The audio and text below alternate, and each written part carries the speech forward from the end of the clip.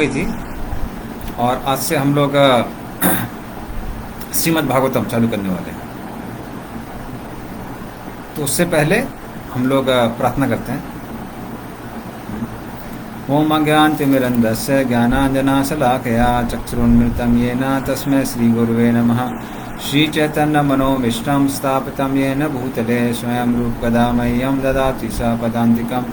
वन्देऽहं श्रीगुरोः श्रीयुतापदकमलं श्रीगुरून् वैष्णवांश्च श्रीरूपं साग्रजातां सागना रघुनाथामितं तं सजीवं साद्वैतं सावधूतं परिजनसहितं कृष्णचैतन्यदेवं श्रीराधा कृष्णपादान् सागना ललिता श्रीविशाखामितांश्च। नमो ओं विष्णुपादाय कृष्णप्रेष्ठाय भूतले श्रीमते भक्तिवेदान्त स्वामिति नाम्ने। नमस्ते सरस्वते देवे गौरवाणी प्रचारिणे निर्विशेष शून्यवादी पाश्चात्यदेशतारिणे। वाञ्छाकल्पतरुभ्यश्च कृपा सिन्धुभ्येव च पतितानां पावनेभ्यो वैष्णवेभ्यो नमो नमः।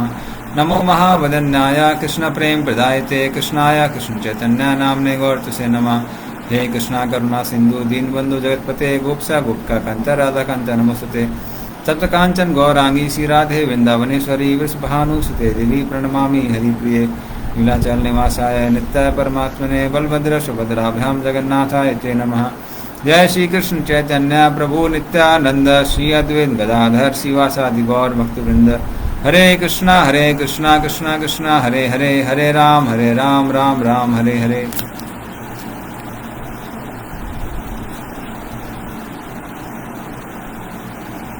हरे कृष्ण। तो हमारी भगवत गीता हो गई थी और आज से हम लोग श्रीमद् भागवतम चालू करने जा रहे हैं। तो श्रीमद् भागवतम को कृष्ण का ही अवतार कहते हैं। जैसे भगवान की विग्रह है, आप जगन्नाथपुरी में जगन्नाथ के दर्शन लेने जाते हैं या फिर बद्रीनाथ में बद्री विशाल के दर्शन लेने जाते हैं, तो जगन्नाथ में और जगन्नाथ की विग्रह में कोई अंतर नहीं है। जब आप जगन्नाथ की विग्रह को भोग लगाते हैं तो जगन्नाथ उसको ग्रहण करते हैं। तो साधारण लकड़ी नहीं है, वो भगवान स्वयं है। उसी तरह से जो हमारे राधा गोविंद जी हैं अल्बर्ट रोड में, वो भी कृष्ण स्वयं है, वो पत्थर नहीं है। उसी तरह से श्रीमद् भागवतम को भगवान कृष्ण का अवतार कहा जाता है। और ये श्रीमद् भागवतम व्यासदेव ने सारे वेदों को लिखने के बाद लिखी है। तो वेदों का जो सार है वो व्यासदेव ने वेदांत सूत्र के रूप में दिया हुआ है। तो वेदांत का मतलब है वेदों का अंत, मतलब वेद का मतलब होता है ज्ञान और ज्ञान का अंत। तो सारे ज्ञान का सार व्यासदेव ने वेदांत सूत्र में दिया हुआ है, सूत्र रूप में दिया हुआ है। किंतु साधारण लोग क्योंकि ये सूत्र नहीं समझ पाएंगे, इसलिए व्यासदेव ने क्या किया, उसके ऊपर टिप्पणी की है, टीका लिखा हुआ है। तो स्वयं व्यासदेव ने अपने ही वेदांत सूत्र पे जो टीका लिखी है उसको श्रीमद् भागवतम कहते हैं। इसलिए जो व्यक्ति श्रीमद् भागवतम समझ जाता है वो सारे वेदों का सार समझ जाता है। अन्य किसी पुस्तक की आवश्यकता नहीं है। इसीलिए चैतन्य महाप्रभु भी श्रीमद् भागवतम को उन्होंने एक विशेष स्थान दिया है। तो चैतन्य महाप्रभु कहते हैं श्रीमद् भागवतम प्रमाणम अमलम प्रेम पमार्थो महान। श्रीमद् भागवतम सबसे बड़ा प्रमाण है। अर्थात किसी और वेद शास्त्र में कुछ और दिया है, श्रीमद् भागवतम में अगर कोई भिन्न चीज दी हुई है तो किसकी बात माननी चाहिए? श्रीमद् भागवतम की। क्योंकि व्यासदेव ने अपने पूरे जीवन का अनुभव श्रीमद् भागवतम में लिखा हुआ है। तो हम लोग एक एक करके श्रीमद् भागवतम के श्लोकों में जाएंगे। आज हम पहले श्लोक से चालू करते हैं। ओम नमो भगवते वासुदेवाय जन्मादि यस्य तो अन्वयादितरतश्चार्थेषु अभिज्ञास्वराट् तेन ब्रह्म हृदय आदि कवये मुह्यन्ति यत्सूरया तेजो वारी मृदाम यथा विनिमयो यत्र सर्गो अमृषा धाम्ना स्वेन सदा निरस्तकुहकं सत्यम परम धीमहि। तो श्रीमद् भागवतम के शुरुआत में ही व्यासदेव क्लियर कर देते हैं कि कृष्ण की क्या पोजीशन है, कृष्ण की क्या स्थिति है। तो वो क्या कहते हैं, ओम नमो भगवते वासुदेवाय, मैं वासुदेव अर्थात वसुदेव के पुत्र कृष्ण को प्रणाम करता हूं। उससे वो श्रीमद् भागवतम की शुरुआत करते हैं। और फिर उसके बाद में कहते हैं जन्मादि अस्य यतो, उन कृष्ण से इस सृष्टि का जन्म हुआ है।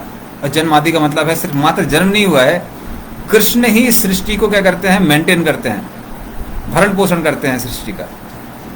और वो ही क्या करते हैं, अंत में उसका विनाश करते हैं। तो जन्मादि अस्य तो, और फिर वो बोलते हैं अन्वयाद इतरेषु चार्थेषु अभिज्ञा सुराट। तो अन्वयाद इतर का मतलब क्या है, सीधे सीधे या फिर टेढ़े तरीके से, तो डायरेक्टली इनडायरेक्टली। तो सीधे सीधे या फिर किसी और चीज के माध्यम से कृष्ण इस संसार में क्या करते हैं, अभिज्ञा, वो सब कुछ जानने वाले हैं।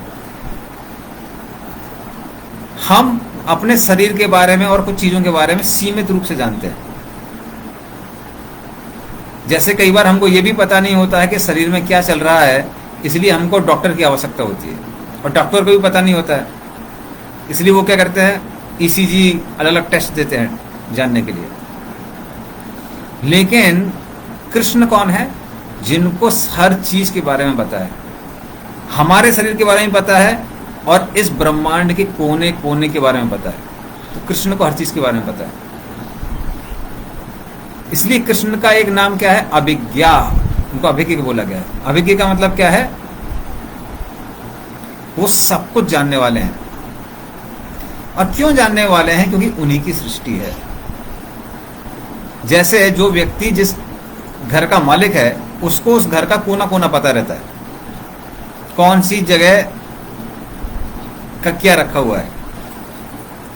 उसी तरह से क्योंकि कृष्ण ने स्वयं इस संसार की सृष्टि की है, इसलिए वो भी सबको जानने वाले हैं। तो अभिज्ञ है, वो सब जानते हैं। और दूसरा शब्द जो उन्होंने इस्तेमाल किया है वो है स्वराट।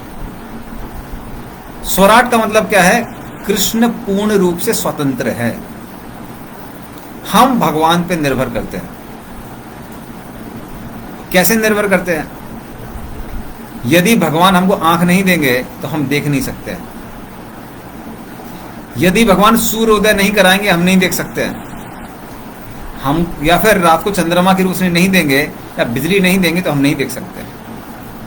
तो हम निर्भर हैं भगवान पे, लेकिन भगवान किसी पे निर्भर नहीं है। वो पूर्ण रूप से स्वतंत्र है, जो करना चाहे कर सकते हैं। इसलिए साधारण जीवों को बोलते हैं डिपेंडेंट एंजॉयर्स। हम अपने भोग के लिए भगवान पे निर्भर करते हैं। और कृष्ण को कहते हैं इंडिपेंडेंट एंजॉयर। वो भोग करने के लिए किसी पे निर्भर नहीं करते हैं, वो जो चाहे कर सकते हैं। इसलिए उनको क्या बोला गया है, स्वराट। और फिर कुछ लोग बोल सकते हैं कि नहीं नहीं नहीं नहीं, इस संसार की सृष्टि तो ब्रह्मा जी ने की है और ब्रह्मा जी ही सब कुछ जानने वाले हैं, क्योंकि उनको परमपिता कहा जाता है। तो इसलिए वो आगे क्या बोलते हैं, तेने ब्रह्मा हृदय या आदि कवि, जो इस सृष्टि के आदि कवि हैं, अर्थात सबसे पहले जानने वाले व्यक्ति हैं ब्रह्मा जी। तो उनको भी ज्ञान किसने दिया, भगवान कृष्ण ने दिया। तेने ब्रह्म हृदय आदि कवि, और कहाँ ज्ञान दिया, हृदय में ज्ञान दिया। तो उस तरह से भगवान ही हृदय में क्या करते हैं, ज्ञान देते हैं। तेने ब्रह्मा हृदय आदि कवि, मुह्यंती यत सूर्य। तो भगवान सबको ज्ञान देने वाले हैं, भगवान सब कुछ जानने वाले हैं, अभिज्ञ हैं। लेकिन उनको बड़े बड़े देवता गण भी नहीं समझ पाते हैं। जैसा कि हम देखते हैं, ब्रह्मा जी को ज्ञान किसने दिया, कृष्ण ने दिया। लेकिन ब्रह्मा जी भी चकित रह जाते हैं, और ब्रह्म भुवन लीला के समय वो भी भूल जाते हैं कि कृष्ण ही भगवान है। तो वो भी मुंह में पड़ जाते हैं। इंद्रदेव मुंह में पड़ जाते हैं और वृंदावन को डुबोने का प्रयास करते हैं। तब कृष्ण भगवान क्या करते हैं, गोवर्धन को उठाते हैं। शिवजी भ्रम में पड़ जाते हैं और वाणासुर संग्राम के समय वाणासुर के साइड से युद्ध करने लगते हैं। जब वाणासुर को वो बचा नहीं पाते हैं, वाणासुर के 1000 हाथ की जगह मात्र 4 बचते हैं, बाकी सबकी भगवान कटिंग कर देते हैं, ट्रिमिंग कर देते हैं। तब शिव जी को याद आता है, अरे अरे अरे हम तो भूल गए थे ये भगवान है। तो इसलिए उस तरह से वो बड़े बड़े देवताओं को भी मोह में डाल देते हैं। मुह्यंती यद सूर्या, किस तरह से वो डालते हैं उसका उदाहरण दिया गया है। तेजो वारी मृदाम यथा विनिमयो यत्र सर्गो अमृतसर। तो कैसे डालते हैं, तेजो वारी मृदाम यथा विनिमयो। तो कभी कभी क्या होता है, जब हम भूमि पे चल रहे हैं या फिर रोड पे चल रहे हैं, खासकर रेगिस्तान वाले एरिया में चलते हैं, तो वहां पर मृग तृष्णि दिखाई देती है, अर्थात मिराज। ऐसा लगता है कि वहां पानी है पर पानी होता नहीं है। तो उस तरह से व्यक्ति मोह में फंस जाता है और सोचता है कि वहां पर पानी है, जबकि पानी नहीं होता है। उसी तरह से जब अग्नि जलती है तो अग्नि में कभी कभी व्यक्ति को अपना ही मुंह दिखाई देता है, लगता है उसके अंदर पानी है पर उसके अंदर पानी होता नहीं है। तो इस तरह से इस संसार में हर व्यक्ति भ्रम में पड़ जाता है, और वो बड़े आश्चर्य की बात नहीं है, क्योंकि देवता लोग भी भ्रम में पड़ जाते हैं। तो वो उदाहरण दिया गया है। हाँ। क्योंकि बाकी सब लोग माया के अधीन हैं और कृष्ण को मायाधीश कहा जाता है। वो माया के क्या है, अधीक्षक हैं, माया को कंट्रोल करने वाले हैं। तो इसलिए हम लोग भ्रम में पड़ जाते हैं, माया में फंस जाते हैं। कृष्ण माया में फंसते नहीं है। यत्र त्रिसर्गो अमरसाह, तो यत्र त्रिसर्गा, तो 3 जो सर्ग हैं, सर्ग का मतलब होता है सृष्टि। तो ये सृष्टि पूरी की पूरी 3 गुणों से बनी हुई है, सत्वगुण, रजोगुण, तमोगुण। ये लेकिन ये तीनों के तीनों गुण कृष्ण के अधीन हैं। हम उन 3 गुणों के अधीन हैं। हाँ। इसीलिए हम में और भगवान में जमीन आसमान का अंतर है। और फिर उनके बारे में बताया गया है कि धामना स्वेन सदा निरस्त कुहकम। लेकिन भगवान क्या करते हैं, अपने धाम के साथ में, वृंदावन धाम के साथ में, धाम का मतलब रूप भी होता है, अपने मनमोहक रूप के साथ में इस संसार में जब प्रकट होते हैं तो सभी लोगों का जो भ्रम है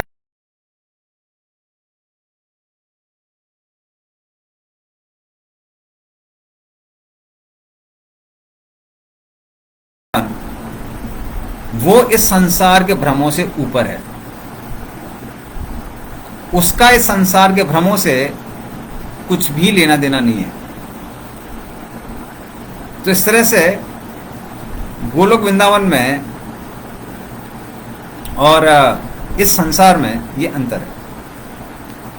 तो जो आध्यात्मिक जगत है वो 3 गुणों से ऊपर है, और हमारा जो जगत है ये भौतिक जगत, ये 3 गुणों से कैसे रहता है, आच्छादित रहता है, 3 गुणों से प्रभावित रहता है। तो ये आध्यात्मिक जगत में और भौतिक जगत में क्या है, अंतर है, भेद है। और इस तरह से जो भगवान का रूप भी है वो भी कैसा है, आध्यात्मिक है, वो भौतिक नहीं है। हाँ, तो भगवान के रूप में, भगवान के धाम में और इस जगत में अंतर है। और जब भगवान अपने धाम के साथ में इस संसार में प्रकट होते हैं तो क्या होता है, लोगों के हर तरह के भ्रम खत्म हो जाते हैं। कई लोग हैं जो बोलते हैं भगवान नहीं होते हैं, वो अब नहीं बोल सकते क्योंकि भगवान स्वयं खड़े हुए हैं सामने सामने। उन सबके मुंह में ताला लग जाता है।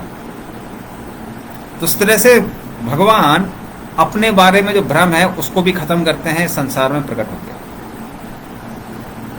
जैसे कि जब कृष्ण भगवान राजसूय यज्ञ में उपस्थित थे तो बड़े बड़े देवतागण, इंद्र, चंद्र, वायु, वरुण, ब्रह्मा इत्यादि सबके सब वहां उपस्थित थे।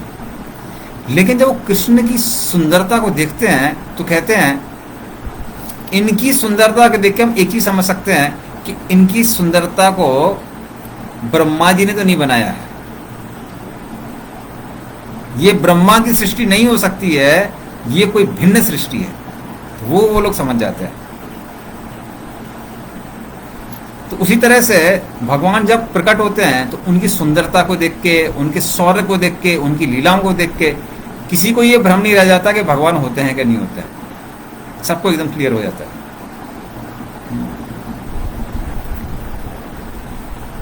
तो धामना सेदा सदा नरस्त कोकम सत्यम परम धीमहि। तो ये वेद व्यास क्या कह रहे हैं कि उन भगवान को जो संसार के सारे भ्रमों से ऊपर है, मैं उन पर ध्यान करता हूं। धीमहि का मतलब क्या है? ध्यान करना। उससे सिद्ध होता है कि ये जो पहला मंत्र है ये गायत्री मंत्र है, गायत्री मंत्र पर ध्यान किया जाता है। पर वो ध्यान किस पे कर रहे हैं? कृष्ण भगवान पर ध्यान कर रहे हैं। तो इस तरह से पहले श्लोक में व्यास एकदम क्लियर कर देते हैं कि कृष्ण ही भगवान हैं। और भगवान में और साधारण इंसान में जमीन आसमान का अंतर है। जैसे हम इस संसार में बोल सकते हैं कि हमारे पास धन है, उसके लिए हम एक उदाहरण देते हैं, उदाहरण से और क्लियर होगा। अगर मेरी उंगली में 5 अंगूठियां हैं, तो ये तो तांबे की अंगूठी है जो मैं पहने हुए हूं। मान लीजिए एक में तांबे की अंगूठी है, एक में सोने की अंगूठी है, एक में चांदी की अंगूठी है, एक में सोने की अंगूठी में नीलम जड़ा हुआ है, और 5वीं में सोने की अंगूठी में हीरा जड़ा हुआ है। तो अभी चांदी वाली बोल सकता है, चांदी वाली उंगली बोल सकती है, चांदी वाली अंगूठी है, मान लीजिए वो उंगली के अंदर जाना जाती है, तो वो क्या बोलेगी? अरे मैं ये तांबी वाले से ज्यादा पैसे वाली हूँ। सोने वाली बोलेगी मैं चांदी वाले से ज्यादा पैसे वाली हूँ। नीलम वाली बोलेगी कि मैं ये सोने वाले से ज्यादा पैसे वाली हूँ। और जो अंगूठे में जो उंगली है या अंगूठा है वो क्या बोलेगा? मैं सबसे ज्यादा धनवान हूँ, मैं जेफ बेजोस या फिर बिल गेट्स जो भी है, कोई कोई नंबर 1 पे आता रहता है, मैं वो हूं। किंतु हाथ क्या बोलेगा? अरे 5 की 5 अंगूठियां तो मेरी हैं। उसी तरह से हमारे पास कुछ कुछ धन हो सकता है, हम लोग धनी हो सकते हैं कुछ समय के लिए और कुछ सीमा में। जैसे संसार का सबसे धनवान व्यक्ति भी ये नहीं कह सकता कि सारा धन मेरा है, लेकिन कृष्ण कह सकते हैं सारा धन किसका है? उनका है। पहली चीज। दूसरी चीज, इस संसार में धन व्यक्ति को कुछ समय के लिए मिलता है। कितने समय के लिए? एक जीवन के लिए सबसे ज्यादा, उससे ज्यादा नहीं मिलता है धन। लेकिन कृष्ण के पास वो धन हमेशा हमेशा के लिए रहता है। तो साधारण व्यक्ति की भगवान से कभी भी तुलना नहीं की जा सकती है, संभव ही नहीं है। इसको व्यासदेव स्पष्ट कर देते हैं यहाँ पे और बताते हैं वो भगवान कौन है। भगवान कृष्ण स्वयं है। और दूसरे श्लोक में आगे वो कहते हैं कि ये श्रीमद् भागवतम बनी किसके लिए है? धर्मा प्रोजित कैटवत्र परमो निर्मत्सराणाम सताम वेद्यम वास्तवमत्र वस्तु सेवदम तापत्रयोरुन्मूलनम श्रीमद्भागवते महामुनि कृते किं वा परेरीश्वरः सद्यो हृदि अवरुद्धते अत्र कृतिभिः शुश्रूषुभिस्तत्क्षणा। तो वो कहते हैं धर्मा प्रोजित कैटव अत्र परमो निर्मत्सराणाम सताम, कि श्रीमद् भागवतम में जो कैटव धर्म है, कैटव धर्म मतलब चीटिंग रिलीजन, जो लोगों को मूर्ख बनाते हैं, वो कौन से धर्म है? साधारणतः संसार के सारे धर्म कैटव धर्म की श्रेणी में आते हैं। क्यों आते हैं? क्योंकि साधारणतः लोग धर्म करते हैं किसके लिए? अर्थ के लिए। भगवान के पास जाना है किसके लिए जाना है? पैसा कमाने के लिए जाना है। पैसा करने से क्या होगा? पैसा कमाने से हम इस संसार के अलग अलग संसाधन खरीद सकते हैं, अच्छा खाने के लिए, अच्छा पहनने के लिए, अच्छा घूमने के लिए, और लोग सोचते हैं हम इससे आनंद भोग कर सकते हैं। लेकिन ऐसे धर्मों को यहां पर कैटव धर्म कहा गया है। क्यों कहा गया है? क्योंकि इस संसार के जो भी धर्म हैं, या फिर जो लोग इस तरह से धर्म को अप्रोच करते हैं, उनको पता नहीं है कि भगवान की भक्ति में जो आनंद है इस संसार की किसी भी वस्तु में नहीं है। अर्थात आपको भगवान के पास इस संसार की वस्तु में प्राप्त करने के लिए जाने की आवश्यकता नहीं है। मात्र भगवान के पास जाने से, भगवान की सेवा करने से, भगवान की भक्ति करने से उतना आनंद प्राप्त हो जाता है कि किसी अन्य वस्तु की आवश्यकता नहीं पड़ेगी। इसलिए संसार के जो अलग अलग धर्म हैं उनको कैटव धर्म कहा गया है। कहीं भी आप मान लीजिए क्रिश्चियंस में बोलते हैं, O thou Lord in heaven please give us a daily bread, कि हमको अपना खाने के लिए रोटी दीजिए। अरे भगवान हाथी को खाने के लिए इतना कुछ दे रहे हैं, आपको क्यों नहीं देंगे? तो ब्रेड के लिए भगवान के पास जाने की आवश्यकता नहीं है। इसलिए धर्म कौन सा है? धर्म वो है जो सिखाता है कि आपको भगवान के पास क्यों जाना है, मात्र उनकी सेवा करने के लिए, और अपने उस रिश्ते को स्थापित करने के लिए जिसको हम भूल चुके हैं। तो हमारा सबका भगवान के साथ एक रिश्ता है जिसको हम भूल चुके हैं, उसको वापस दिलाने वाला जो धर्म है वो असली धर्म है। तो ऐसे जो कैटव धर्म है, श्रीमद् भागवतम उनका तिरस्कार करती है। धर्मा प्रदित कैटवत्र परमो। और फिर ये किसके लिए बनी है भागवतम? निर्मत सराणाम सताम, उन भक्तों के लिए बनी है जिनके हृदय में द्वेष भावना नहीं है, कपट की भावना नहीं है। मत्सर का मतलब होता है द्वेष। तो जिनके अंदर द्वेष नहीं है उनके लिए बनी हुई है। तो किसी के मन में प्रश्न आ सकता है कि भाई हमारे हृदय में तो बहुत द्वेष है। तो आगे बताते हैं श्रीमद् भागवतम में ही कि अगर आपके हृदय में द्वेष भी है, चिंता करने की आवश्यकता नहीं है। क्यों? क्योंकि वो द्वेष खत्म हो जाएगा। तो जो द्वेष है, तो श्रीमद् भागवतम का नित्य अध्ययन करने से भी हृदय से काम, क्रोध, लोभ, द्वेष सब खत्म हो जाता है। लेकिन इसका पूर्ण रूप से आस्वादन कौन कर सकता है? जो द्वेष से मुक्त है। फिर उसमें बताते हैं वेद्यम वास्तवम अत्र वस्तु सिवदम। इसमें श्रीमद् भागवतम में अन्य चीजों से और जो वास्तव चीज है उसमें एकदम डिफरेंस बताया गया है। अर्थात क्लियरली बताया गया है कौन भगवान है, कौन भगवान नहीं है, क्या हमको करना चाहिए, क्या नहीं करना चाहिए, व्यक्ति की क्या जिम्मेदारियां हैं, क्या जिम्मेदारियां नहीं है। कई बार बहुत सारे शास्त्रों को पढ़ने के बावजूद भी लोग कंफ्यूज रहते हैं। श्रीमद् भागवतम अगर आप पढ़ेंगे तो कोई कंफ्यूजन नहीं बचेगा, ये गारंटी है। तो सीधी सीधी बात है, श्रीमद् भागवतम बताया जाता है कि हम सबको भक्ति करना चाहिए। और किसकी भक्ति करनी चाहिए? कृष्ण की भक्ति करनी चाहिए, जिसके द्वारा हम कृष्ण से अपना संबंध वापस स्थापित कर सकते हैं। तो माया क्या है और वास्तव क्या है, इन दोनों में फर्क कौन करता है? श्रीमद् भागवतम। और इसलिए इसको शिवदम कहा गया है। शिवदम का मतलब क्या है? सब किसी के लिए शुभ है ये श्रीमद् भागवतम, सबके लिए कल्याणकारी है श्रीमद् भागवतम। क्योंकि इस संसार में जब हम किसी के लिए कल्याण करते हैं तो किसी और का कल्याण खत्म हो जाता है। जैसे हम किसी को भोजन कर रहे हैं, भोजन दे रहे हैं, तो किसी और जीव जंतु के लिए हो सकता है वो भोजन ना बचे। हम किसी एक देश को अगर कुछ हथियार सप्लाई करते हैं तो जो पड़ोसी देश है वो भयभीत हो जाता है। तो अगर हम किसी का वेलफेयर करते हैं, किसी और का वेलफेयर रुक जाता है, किसी का कल्याण रुक जाता है।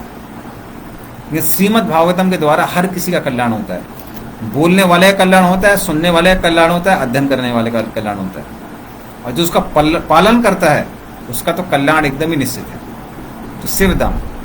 और ये श्रीमद् भागवतम क्या करती है? ताप त्रयो उन्मूलनम। तो इस जीवन में हर किसी को 3 तरह के ताप होते हैं, मतलब 3 तरह के दुख होते हैं। आध्यात्मिक क्लेश, आदि भौतिक क्लेश और आदि दैविक क्लेश। आध्यात्मिक क्लेश जो हमको अपने शरीर और मन से मिलते हैं। कई बार दुखी करने के लिए दूसरे लोगों की आवश्यकता नहीं है, हमारा मन और शरीर ही काफी है, तो आध्यात्मिक क्लेश कहलाते हैं। आदि भौतिक क्लेश जो हमको अन्य लोगों से मिलते हैं, अन्य जीव जंतुओं से मिलते हैं, उनको आदि भौतिक क्लेश कहा जाता है, जैसे आजकल कोरोना चल रहा है। और फिर आदि दैविक क्लेश होते हैं जो हमको प्रकृति से मिलते हैं, जैसे बहुत गर्मी पड़ती है, बहुत सर्दी होती है। बहुत गर्मी पड़ती है, लोग बोलते हैं थोड़ा बारिश हो जाए तो अच्छा है। बहुत ज़्यादा बारिश होने लगती है तो लगता है अरे सब कीचड़ कीचड़ है। ठंडा आएगा, जाड़े का मौसम आएगा, अच्छा रहेगा। मौसम ठंडा ज़्यादा हो जाता है तो लगता है अरे भाई थोड़ा टेम्परेचर बढ़ना चाहिए, तो उनको बोलते हैं आदि दैविक क्लेश। और भी आदि दैविक क्लेश होते हैं, जैसे कि बाढ़ आ जाती है, सुनामी हो जाता है।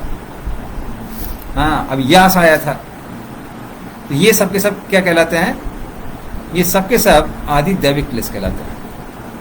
तो ये जो 3 तरह के क्लेश हैं, ये पूर्ण रूप से व्यक्ति खत्म हो जाते हैं। कैसे खत्म हो जाते हैं? क्योंकि श्रीमद् भागवतम के अध्ययन से व्यक्ति को धीरे धीरे करके साक्षात्कार होने लगता है कि हम शरीर नहीं है, आत्मा है, जिसका इस जीवन से, इस संसार से कुछ लेना देना नहीं है। और जैसे जैसे व्यक्ति को वो साक्षात्कार होता है, वैसे वैसे इस दुनिया के सारे जो क्लेश हैं वो धीरे धीरे करके खत्म हो जाते हैं। तो ताप त्रयोर उन्मूलनम, इसीलिए श्रीमद् भागवते महामुनि कृते, इस श्रीमद् भागवतम महापुराण जो कि बहुत सुंदर है, इसको किसने किया है, किसने बनाया है? महामुनि व्यासदेव ने बनाया है। उन्होंने उसका संकलन किया है। किंवा परेर ईश्वरहा, फिर किसी अन्य ग्रंथ की आवश्यकता क्यों है ही नहीं, क्योंकि सब कुछ इस श्रीमद् भागवतम के अंदर है। किंवा परेर ईश्वरहा, और इसका नित्य अध्ययन करने से क्या होता है? हाँ, सद्दो हृदय अवरुद्धते अत्र किते भी शुश्रूषुभिः क्षणा। जैसे ही व्यक्ति ध्यान पूर्वक श्रीमद् भागवतम सुनता है, और कैसे सुनता है? नम्रता के साथ सुनता है। तो नम्रता के साथ और ध्यान के साथ यदि श्रीमद् भागवतम को सुना जाए तो क्या होता है? भगवान जल्दी ही हृदय में विराजमान हो जाते हैं। तो भगवान उसके हृदय में रहने लगते हैं जो श्रीमद् भागवतम का नियमित रूप से ध्यान पूर्वक श्रवण करता है। तो ये श्रीमद् भागवतम का श्रवण करने का फल है। तो इस तरह से व्यासदेव श्रीमद् भागवतम की क्या करते हैं? प्रशंसा करते हैं। और फिर जो अगला श्लोक है वो श्रीमद् भागवतम के और भी गुणों की व्याख्या करता है। निगम कल्पतरोर गलितम फलम सुख मुखादमृत दव्य संयुतम पिबत भागवतम रसमालयम मुहुरहो रसिका भुवि भावका। तो निगम का मतलब है वेद, वेदों को निगम कहा जाता है। तो वेदों की तुलना यहां किससे की गई है? कल्पतरो। कल्पतरो मतलब वो वृक्ष जो सारी इच्छाओं को पूरा करने वाला है। तो उसी तरह से वेद भी सारी इच्छाओं को पूरा करने वाले हैं। यदि आप इस संसार में भोग करना चाहते हैं, उसके लिए बहुत सारे ग्रंथ हैं। कौन से देवी देवता की पूजा करनी चाहिए। आप ठीक होना चाहते हैं तो आयुर्वेद है। भविष्य जानना चाहते हैं तो आपके पास एस्ट्रोलॉजी है, ज्योतिष शास्त्र। और यदि आप मोक्ष प्राप्त करना चाहते हैं तो ज्ञान शास्त्र है। तो इस तरह से वेदों को क्या बोला गया है? कल्पतरु, अर्थात वो वृक्ष जो सारी इच्छाओं को पूरा करता है। लेकिन वृक्ष का जो सबसे महत्वपूर्ण हिस्सा होता है वो है फल। अगर पेड़ फल नहीं दे रहा है तो पेड़ का ज्यादा लाभ नहीं है। इसलिए पेड़ फलों के नाम से जाना जाता है। जैसे हम लोग बोलते हैं ना, आम का पेड़, अमरूद का पेड़। क्योंकि पेड़ जाना जाता है फल के लिए, इसलिए पेड़ का जो सबसे महत्वपूर्ण हिस्सा है वो है फल। और फल भी पूर्ण रूप से अपना स्वाद देता है जब वो कैसा हो जाता है, गलितम, अर्थात पक जाता है। तो ये जो श्रीमद् भागवतम है वो वेदों के उस पेड़ की का पका हुआ फल है। और खासकर अगर आम का पेड़ है और आम में अगर आपको तोती की चोंच मिल जाती है,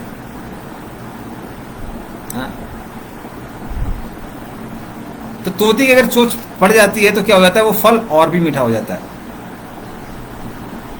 तो उसी तरह से क्या होता है, क्योंकि सुखदेव गोस्वामी ने इसको चखा है श्रीमद् भागवतम को, किससे, व्यासदेव के द्वारा, व्यासदेव से श्रवण किया है उसको, और फिर उनके मुंह से क्योंकि श्रीमद् भागवतम निकली हुई है इसलिए श्रीमद् भागवतम और भी ज्यादा मधुर हो गई है। और सुखदेव गोस्वामी की विशेषता यह है कि वो राधा रानी के तोते हैं आध्यात्मिक जगत में, तो उनको पता है कि राधा कृष्ण की लीलाएं कैसी हैं, तो वो जब वर्णन कर रहे हैं तो मधुर होगी श्रीमद् भागवतम।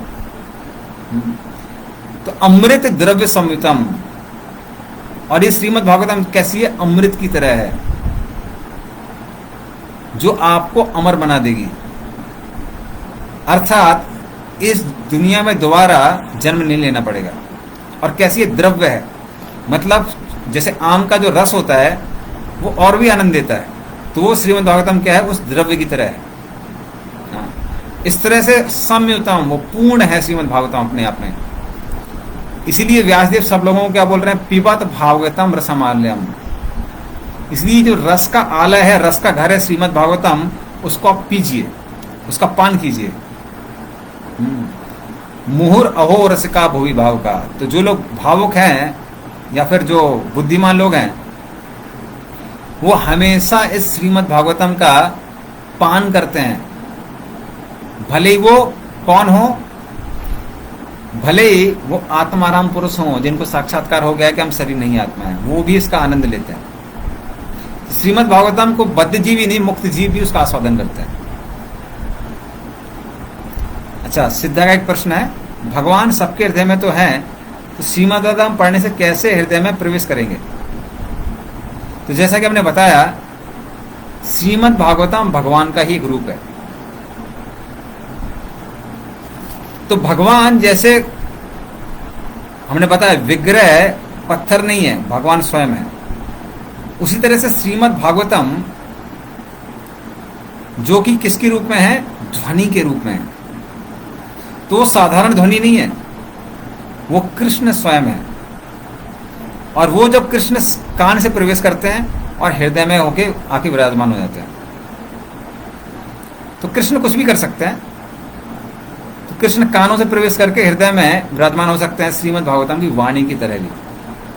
तो इस तरह से भगवान क्या करते हैं, हृदय में प्रवेश करते हैं। तो भगवान जब सबके हृदय में, वो परमात्मा रूप में है। लेकिन जब श्रीमद् भागवतम है, श्रीमद् भागवतम भगवान रूप में है। भगवान में और परमात्मा में अंतर है। परमात्मा साधारण लोगों के लिए है, तो जो साधारण जीव होते हैं उनके भरण पोषण की जिम्मेदारी कौन करते हैं, परमात्मा करते हैं। लेकिन भगवान भक्तों के साथ क्या करते हैं, रिश्ता बनाते हैं। और रूप में भी अंतर है, परमात्मा चतुर्भुज रूप में है, शंख चक्र गदा पद्म धारण किए हुए हैं। और जो कृष्ण स्वयं है, उनके दो हाथों का रूप है, श्याम सुंदर रूप है, जिनको त्रिभंग मुरारी कहते हैं। दोनों में अंतर है, थोड़ा सा, थोड़ा नहीं काफी अंतर है। कृष्ण हमारे साथ आदान प्रदान करते हैं, परमात्मा ज्यादा आदान प्रदान नहीं करते हैं। परमात्मा हमारे साथ खेल नहीं सकते हैं, खा नहीं सकते हैं, नाच नहीं सकते हैं, कृष्ण कर सकते हैं। तो इस तरह से भक्तों के हृदय में कृष्ण प्रवेश करते हैं श्रीमद् भागवतम के वाणी के माध्यम से। ठीक है सिद्धा? ओके, तो फिर अभी हम लोग अगले श्लोक में चलते हैं, आगे चलते हैं श्रीमद् भागवतम में। तो अभी हम लोग आगे क्या करेंगे, हम श्लोक नहीं लेंगे, जहां जो मुक्त महत्वपूर्ण श्लोक है उन्हीं को लेंगे हम लोग। तो ये इस तरह श्रीमद् भागवतम की प्रशंसा करने के बाद में व्यासदेव क्या करते हैं, अब श्रीमद् भागवतम का जो बोलते हैं बैकग्राउंड, जैसे ड्रामा में बैकग्राउंड सेट होता है, बैकग्राउंड सेट करते हैं अभी। तो बताते हैं कि एक समय की बात है कि नैमिषारण्य का जो क्षेत्र है वहां पर सौनक आदि ऋषि इकट्ठे हुए 1000 वर्ष की का यज्ञ करने के मकसद से। तो नैमिषारण्य के बारे में थोड़ा सा हम आपको बैकग्राउंड बताते हैं, उससे थोड़ा क्लियर होगा। तो ये सौनक ऋषि सामान्य व्यक्ति नहीं है, ये चंद्रवंश में आते हैं। तो चंद्रवंश और सूर्यवंश इसके जो राजा लोग हुए हैं उनको राज ऋषि कहा जाता है। तो राज ऋषि मतलब इनके अंदर राजा के गुण भी हुआ करते थे और ऋषि के भी गुण हुआ करते थे। इसलिए चंद्रवंश और सूर्यवंश से मात्र क्षत्रिय नहीं निकले हैं, ब्राह्मण भी निकले हैं, वैश्य भी निकले हैं और शूद्र भी निकले हैं, सब निकले हैं। कर्ण के जो पिता थे, मतलब जो भरण पोषण करने वाले अधिरथ, वो भी चंद्रवंश के हैं। नंद महाराज भी चंद्रवंशी है और ये सौनक ऋषि भी चंद्रवंशी हैं, किंतु ये ऋषि हुए हैं। ये ऋग्वेद में बहुत निपुण थे। तो जब उन्होंने देखा, उनके कितने शिष्य थे? 88,000, 88,000। तो जब उन्होंने देखा कलयुग के क्या क्या दुष्प्रभाव पड़ने वाले, तो बड़े चिंतित हो गए और चिंतित होके वो ब्रह्मा जी के पास गए और ब्रह्मा जी से बोलने लगे, हम ऐसे स्थान पर यज्ञ करना चाहते हैं जहां पर यज्ञ करने पे सभी जीवों को लाभ पहुंचेगा। तो ब्रह्मा जी कहते हैं, मैं अपने चक्र को फेंक रहा हूं, ये चक्र जिस स्थान पर गिरेगा उस स्थान पे आप सब लोग क्या कर सकते हैं? यज्ञ कर सकते हैं। तो ब्रह्मा जी चक्र को फेंकते हैं और वो चक्र आके इस नैमिषारण्य नामक स्थान पर आके गिरता है। उस जगह को अभी भी चक्र तीर्थ कहा जाता है। लेकिन वो चक्र जब गिरता है तो सीधे पाताल में चला जाता है और गर्भोदक सागर का जो पानी था वो ऊपर आने लगता है। लग रहा था कि पूरा का पूरा जो भूमंडल है वो ही डूब जाएगा। तो वहां पर एक देवी है, वो देवी क्या करती हैं? वो देवी आके उस जल को आगे जाने से रोकती हैं। और फिर नैमिषारण्य जो ऋषि थे वो वहां पर यज्ञ करने के लिए क्या करते हैं? एकत्रित हो जाते हैं और उनका मकसद था कि 1000 वर्ष तक लगातार यज्ञ करेंगे, जिससे कलयुग वासियों को क्या हो? दुखों का सामना न करना पड़े। तो उस तरह से वो सबके सब कैसे होते हैं? एकत्रित होते हैं। लेकिन वहां पर क्या होता है? वो यज्ञ करते रहते हैं और आगे हम देखेंगे यज्ञ की धुएं से सबका मुंह तो काला हो जाता है, पर उनको लगता है कि लाभ ज्यादा होने वाला नहीं है। लेकिन भगवान की कृपा से वहां पर सूत गोस्वामी आ जाते हैं। तो सूत गोस्वामी का पूरा नाम है उग्र श्रवा सूत, अर्थात वो व्यक्ति जो सुनने में एकदम निपुण है, उग्र है, निपुण है। तो वो जब वहां पे आ जाते हैं तो सौनक आदि ऋषि सब उनको आग्रह करते हैं कि आप हमको श्रीमद् भागवतम सुनाइए। उसके बारे में आगे आता है कि उन्होंने सबने क्या किया? तुरंत व्यासासन दिया सूत गोस्वामी को और उनसे श्रीमद् भागवतम सुनने की इच्छा की। तो सूत गोस्वामी के गुणों के बारे में व्यासदेव वर्णन करते हैं श्रीमद् भागवतम में। त्वया खलु पुराणानि सीतिहासानि च नघ आख्यातानि अपि अधीतानि धर्मशास्त्राणि यात्नि उत। तो अनघ, अनघ का अर्थात है उन्होंने जीवन में कोई पाप नहीं किया था। अधीतानि, सारे शास्त्रों का अच्छे से उन्होंने अध्ययन किया था। किस किस चीज का अध्ययन किया था? पुराणानी, पुराणों का अध्ययन किया था। सा इतिहासानी, इतिहासों का अध्ययन किया था। धर्मशास्त्राणी, सभी धर्मशास्त्रों का उन्होंने अच्छे से अध्ययन किया था। ये सारी चीजें उन्होंने की थी।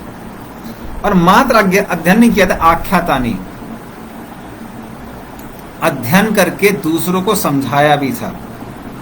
क्योंकि कई बार जो अच्छे स्टूडेंट होते हैं जरूरी नहीं है वो अच्छे टीचर हो, लेकिन वो फर्स्ट क्लास स्टूडेंट भी थे और फर्स्ट क्लास टीचर भी थे। और उन्होंने कोई पाप नहीं किया था। उसका मतलब क्या है, अपना उल्लू सीधा करने के लिए वहां पर वो नहीं बोल रहे थे भागवत कथा। कई बार मात्र लोग पैसा इकट्ठा करने के लिए भागवत कथा बोलते हैं, तो वैसा उनका कुछ मकसद नहीं था।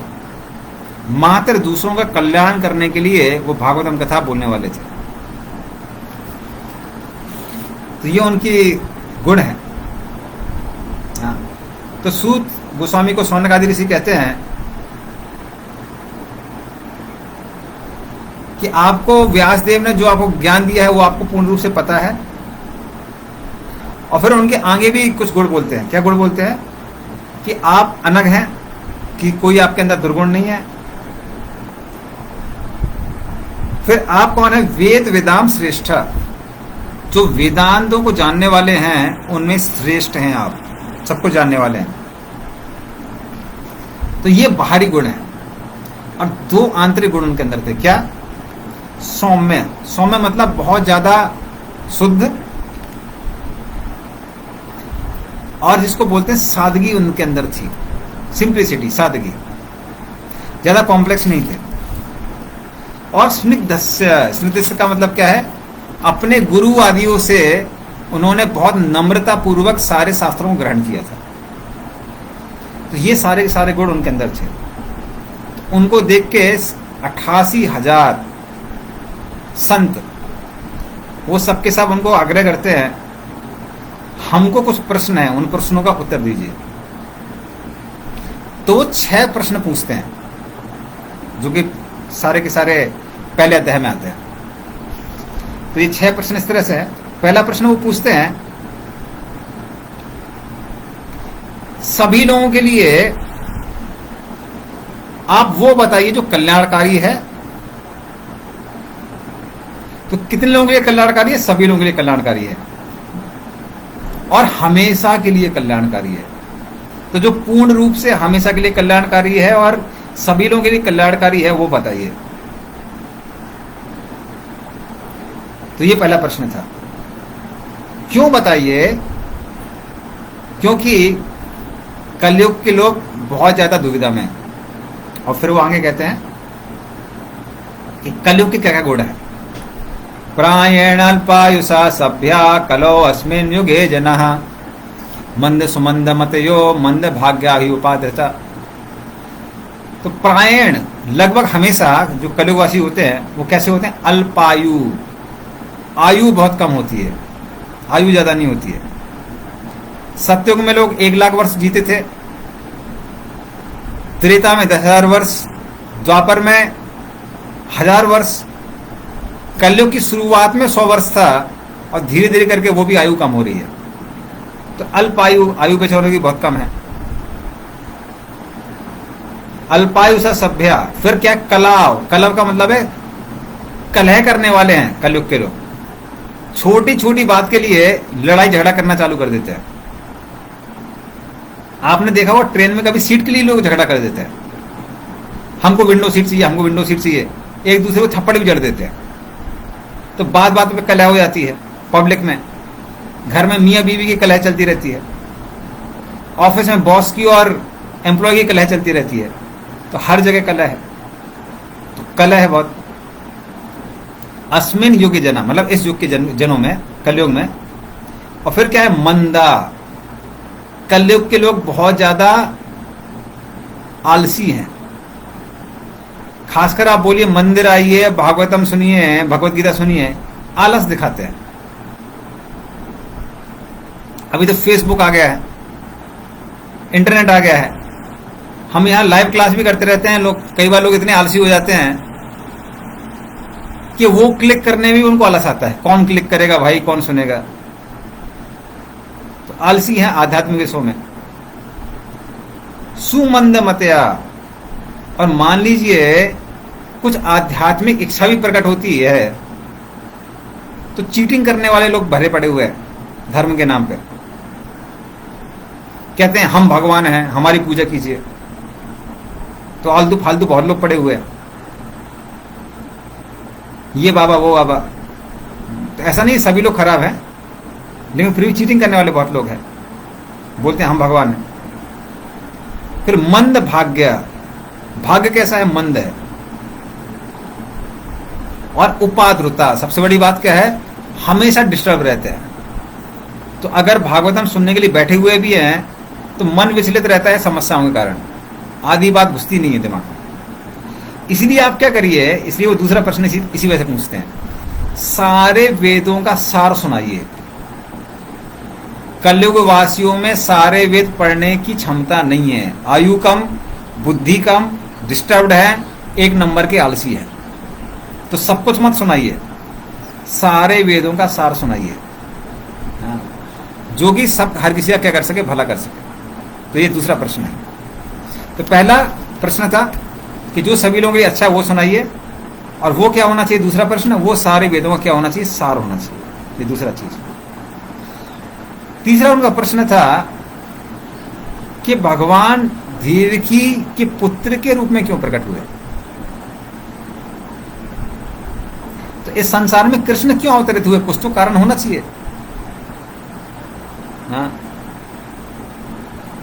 तो हाँ, वैसे हमको पता है कि सारे के सारे जो संत लोग हैं वो भगवान के बारे में जानना चाहते हैं, उसके लिए प्रकट हुए क्या? या फिर भगवान सभी जीवों का उद्धार करने के लिए प्रकट हुए थे? क्यों प्रकट हुए, स्पष्ट रूप से हमको बताइए। तो ये उनका तीसरा प्रश्न है। और वो आगे बोलते हैं, ये बहुत फेमस श्लोक है कि क्यों हम भगवान के बारे में सुनना चाहते हैं, वो कारण बताया उन्होंने।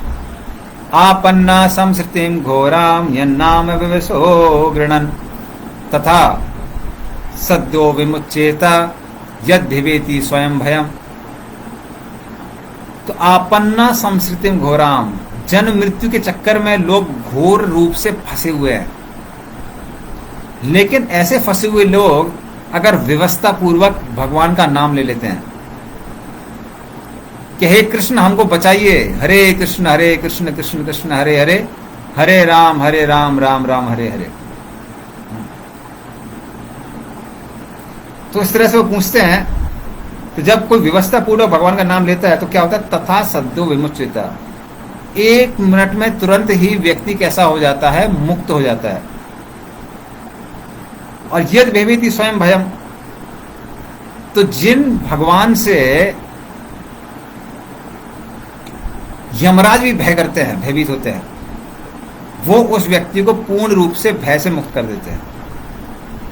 तो इस तरह से भगवान का जो नाम है वो इतना शक्तिशाली है। तो भगवान का नाम ही इतना शक्तिशाली है तो भगवान को अवतरित होने की आवश्यकता क्या थी? क्यों अवतरित हुए? ये उनका प्रश्न है। और फिर वो भगवान की और प्रशंसा करते हैं। यद पाद समर्शया सूता मुनिया प्रसमायना सद्या पुनंति उपस्पृष्टा स्वरधूनि आपो अनुसेवया। स्वरधूनि का मतलब है गंगा। गंगा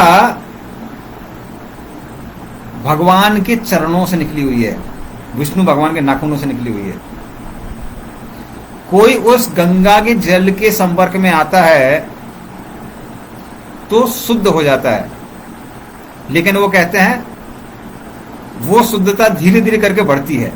लेकिन भगवान का नाम इतनी शक्तिशाली है कि लेते ही तुरंत व्यक्ति शुद्ध हो जाता है। इसलिए कहते हैं, इसीलिए हम भगवान के विषय में सुनना चाहते हैं कि भगवान के विषय में सुनते ही व्यक्ति पूर्ण रूप से कैसा हो जाता है? शुद्ध हो जाता है। इसलिए सुनना चाहते हैं। अच्छा, सिद्धा के कुछ प्रश्न थे। तो सूत गोस्वामी कौन है? सूत गोस्वामी एक महान संत है जो कि रोम हर्षण सूत के पुत्र है, और उन्होंने श्रीमद् भागवतम नैमिषारण्य में 88,000 संतों को बोली है। ये उनका मुख्य परिचय है, ये सूत गोस्वामी के बारे में। और नैमिषारण्य कहाँ है? वो लखनऊ के नॉर्थ में पड़ती है नैमिषारण्य। तो हम लोग एक बार वहां पर यात्रा भी कर चुके हैं, तो अगर मौका मिलेगा तो कभी हम लोग भविष्य में चलेंगे। ठीक है, तो लखनऊ के पास में है नैमिषारण्य। स्टेशन भी आप उसमें डाल के देख सकते हैं इंटरनेट में, इंडियन रेलवे में आपको मिलेगा नैमिषारण्य स्टेशन। तो उसको नीमसार भी कहते हैं कभी कभी, पर नैमिषारण्य नाम है। ठीक है,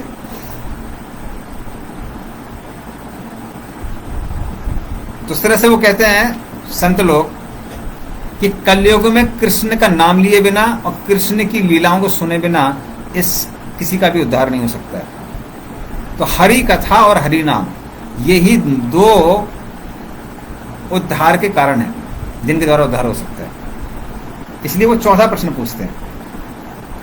वो कहते हैं कि भगवान, खासकर जो पुरुष अवतार हैं,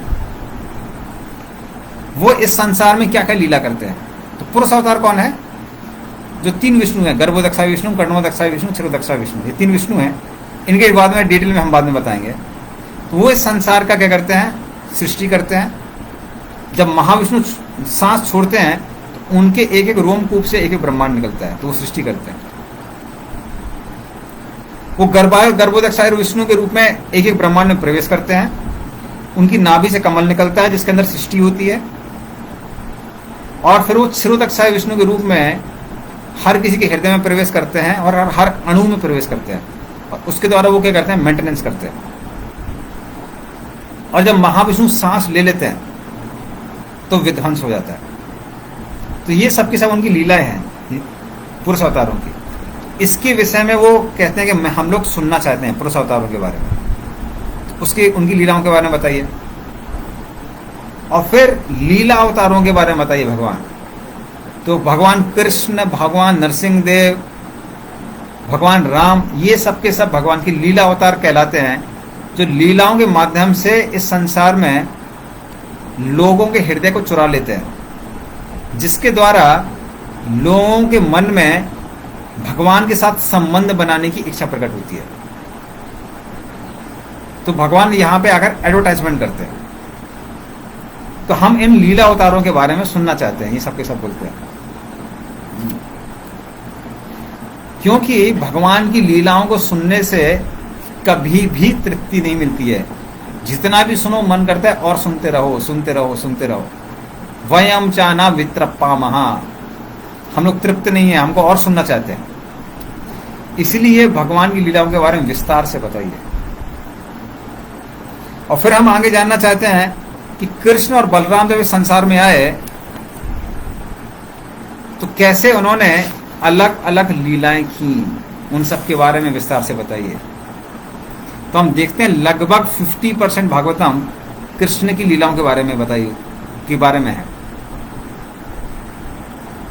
क्योंकि जो दसम स्कंद है उसमें 90 अध्याय है। हर स्कंद में आप देखेंगे 9 अध्याय, 12 अध्याय, 20 अध्याय, बहुत ज्यादा हो गए 25 अध्याय, लेकिन उसमें कितने अध्याय हैं? 90। और 11वें स्कंद में भी कृष्ण की शिक्षाएं हैं। कृष्ण ने जो शिक्षा दी है उद्धव जी को, उसमें 30 अध्याय हैं। तो लगभग 120 अध्याय श्रीमद् भागवतम के मात्र कृष्ण के बारे में ही है। तो हम उनकी लीलाओं को, कृष्ण और बलराम की लीलाओं को सुनना चाहते हैं। और संक्षेप में मत बताइए, विस्तार से बताइए वो लीलाएं, हम उनको विस्तार से सुनना चाहते हैं। और फिर वो कहते हैं कि हमारा बड़ा सौभाग्य है कि इस भाव सागर को पार करने वाली जो नाव है भगवान की लीलाएं, उसके लिए आपके जैसा कप्तान हमको मिला है, कैप्टन मिला है। तो अगर हम सागर में हैं, कोई नाव मिल जाती है और नाव का कैप्टन एक्सपर्ट है, तो सागर को बड़े आराम से हम पार कर जाएंगे। उसी तरह से अगर भगवान की लीलाओं को सुनने का मौका मिल रहा है और वक्त भगवान का अच्छा भक्त है, जो वक्ता है, जो बोलने वाला है, आराम से हम इस संसार सागर को पार कर जाएंगे। तो हमारा सौभाग्य है कि आप हमको मिलें। और फिर आखिरी जो वो प्रश्न पूछते हैं कि कृष्ण जब इस संसार से वापस भगवत धाम चले गए तो धर्म ने किस चीज का आश्रय लिया। तो ये जो 6 प्रश्न है वो शौनक आदि ऋषि पूछते हैं। तो कौन कौन से 6 प्रश्न हैं? तो 6 प्रश्न हम लोग एक बार फिर रिवाइज करते हैं। पहला प्रश्न था कि संसार में हर किसी के लिए और हमेशा के लिए क्या लाभदायक है, पहला प्रश्न। दूसरा प्रश्न, क्योंकि कलयुग वासियों की आयु बहुत कम है, बुद्धि बहुत कम है, बहुत आलसी हैं, तो सारे वेदों का सार संक्षेप में बताइए। तीसरा, भगवान देवकी और वसुदेव के पुत्र के रूप में क्यों प्रकट हुए। चौथा, पुरुष अवतार जो है 3 विष्णु, उनकी लीलाओं के बारे में बताइए। पांचवा, भगवान के लीला अवतारों के बारे में बताइए, राम कृष्ण नरसिंह इत्यादि। और छठवां जो आखिरी प्रश्न है कि कृष्ण के जाने के बाद धर्म ने किस चीज का आश्रय लिया। तो ये 6 प्रश्न पूछते हैं और आगे हम देखेंगे दूसरे और तीसरे अध्याय में एक एक करके सूत गोस्वामी उन सबका क्या करते हैं, उत्तर देते हैं। तो इस तरह से पहला जो अध्याय है वो समाप्त होता है। आप सबका बहुत बहुत धन्यवाद। तो हमारा आग्रह है कि निरंतर जो भागवतम हमारा क्लास चल रही है उसको सुनते रहिए हर वीक 4 बजे से 5 बजे तक संडे को। तो कथा को हम यहीं विराम देते हैं।